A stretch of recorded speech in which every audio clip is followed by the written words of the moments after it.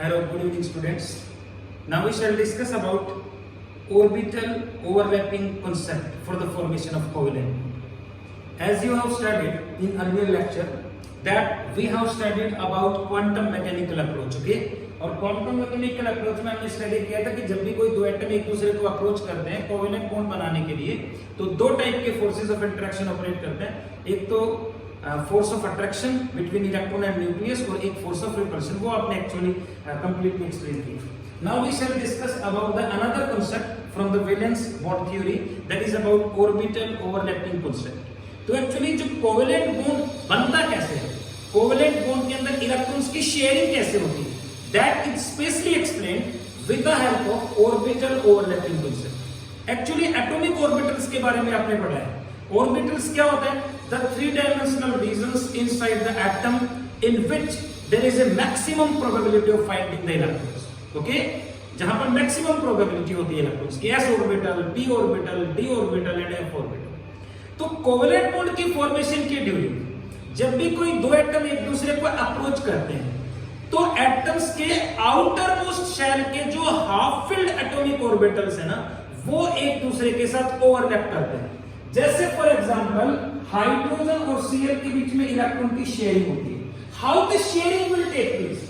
ये शेयरिंग होती कैसे? कैसे दो इलेक्ट्रॉन एक साथ एग्जिस्ट कर रहे हैं यहां पर? तो हाइड्रोजन का इलेक्ट्रॉनिक कॉन्फ़िगरेशन 1s1 होता है कि नहीं, और क्लोरीन का एटॉमिक नंबर 17, तो electronic configuration 1s2, 2s2, this is 2p6 and 3s2, 3px2, this is 3py2 and this is 3pz1. तो you know क्लोरीन का जो हाफ फिल्ड एटॉमिक ऑर्बिटल है ये तो फर्स्ट सेल हो गया, ये सेकंड सेल हो गया, तो आउटर मोस्ट सेल तो यही हुआ, और आउटर मोस्ट सेल का जो हाफ फिल्ड ऑर्बिटल है वो 3pz हो गया. नहीं तो क्लोरीन का 3pz और हाइड्रोजन का 1s1, इसका तो आउटरमोस्ट यही है और हाफ फील्ड भी यही है, तो हाइड्रोजन का 1s1 और क्लोरीन का 3pz एक दूसरे के साथ ओवरलैप करेंगे. अब आपको पता है कि s ऑर्बिटल की जो शेप होती है वो स्फेरिकल होती है, p ऑर्बिटल की जो शेप होती है वो डंबल होती है, जस्ट लाइक दैट. ये न्यूक्लियस हो गया क्लोरीन का, तो यहां पर एक इलेक्ट्रॉन हाइड्रोजन का और एक क्लोरीन का, इस तरह से शेयरिंग हो गई. यानी शेयरिंग हुई कैसे? जब ऑर्बिटल एक दूसरे के साथ ओवरलैप करेंगे, यानी एक दूसरे के अंदर मर्ज हो जाते हैं, और एक दूसरे के अंदर मर्ज हो गए तो फिर वहां पर इलेक्ट्रॉन की शेयरिंग होती है. ये जो रीजन क्रिएट हुआ इसको कहेंगे रीजन ऑफ ओवरलैपिंग. इसको रीजन ऑफ ओवरलैपिंग कहेंगे. तो कोवेलेंट बॉन्ड फॉर्मेशन का कांसेप्ट यही है कि दो एटम जिनके बीच में कोवेलेंट बॉन्ड बनना है ना, उनके आउटर मोस्ट शेल पे हाफ फिल्ड एटॉमिक ऑर्बिटल एक दूसरे के साथ ओवरलैप कर लेंगे. जैसे हाइड्रोजन और हाइड्रोजन के बीच में जो शेयरिंग होती है वो कैसे? एक हाइड्रोजन का 1s1 नहीं और दूसरे हाइड्रोजन का भी 1s1 एक दूसरे के साथ ओवरलैप कर गए और ये शेयरिंग हो गई. There will be the sharing. Okay, तो शेयरिंग हो गया ओवरलैपिंग के थ्रू. तो वैलेंस बॉन्ड थ्योरी का जो ऑर्बिटल ओवरलैपिंग कांसेप्ट है, ऑर्बिटल ओवरलैपिंग अप्रोच है, वो यही कहता है कि during the formation of covalent bond between the two atoms the half filled atomic orbitals of outermost shells of two atoms undergo overlapping with each other. जो overlapping है वो एंड टू एंड भी हो सकती है, ओवरलैपिंग जो है वो साइडवेज भी हो सकती है. तो एंड टू एंड ओवरलैपिंग से जो कोवेलेंट बॉन्ड बनेगा उसको सिग्मा बॉन्ड कहेंगे स्पेशली. ओके, और जो साइडवेज ओवरलैपिंग से बनेगा that will be known as the pi bond.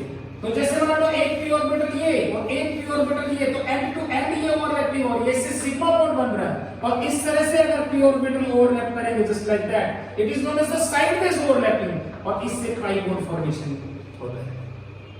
Okay, तो साइडवेज ओवरलैपिंग से पाई बॉन्ड बनेगा और एंड टू एंड ओवरलैपिंग से there will be the formation of sigma. Higher will be the region of overlapping. जितना ज्यादा reason होता है, जितना ज्यादा ऑर्बिटल एक दूसरे के अंदर मर्ज करेंगे, higher will be the strength of covalent bond. उतनी ज्यादा स्ट्रेंथ होगी कोवेलेंट बॉन्ड की. So we can say about the first, that is we shall discuss about orbital overlapping concept is there, and the orbital overlapping concept is coming. It is a part of valence bond theory that was modified by Pauling and Slater. So we can say according to valence bond theory, valence bond theory का एक part है तो concept तो वही काम करेगा. तो first point is that during formation of covalent bond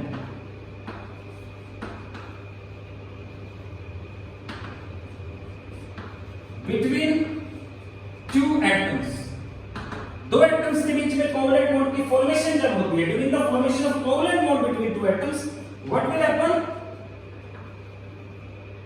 The half-filled atomic orbitals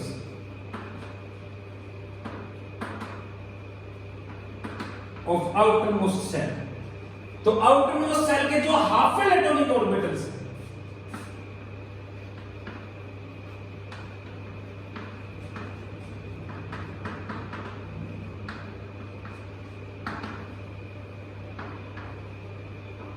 undergo overlapping division, एक दूसरे के साथ ओवरलैप हो जाते हैं.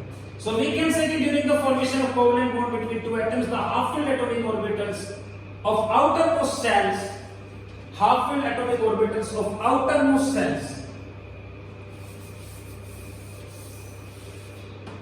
of two atoms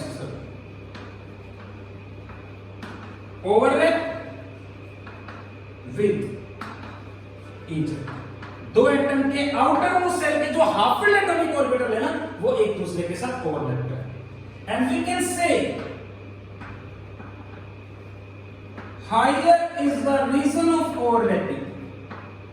जितना ज्यादा रीजन होता है ओवरलैपिंग, ऑर्बिटल्स एक दूसरे के अंदर जितना ज्यादा मर्ज करेंगे, higher is the strength of covalent, उतनी ज्यादा स्ट्रेंथ होगी covalent bond. Okay, and the third concept is that the overlapping between half filled atomic orbitals. तो हाफ फिल्ड एटॉमिक ऑर्बिटल्स के बीच में जो ओवरलैपिंग होती है बेटा, दैट टेक्स प्लेस इन दो वेज में होती है. कौन कौन सी? One is about end to end overlapping.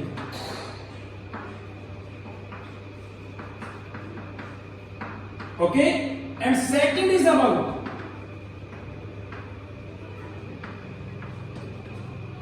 sideways overlapping.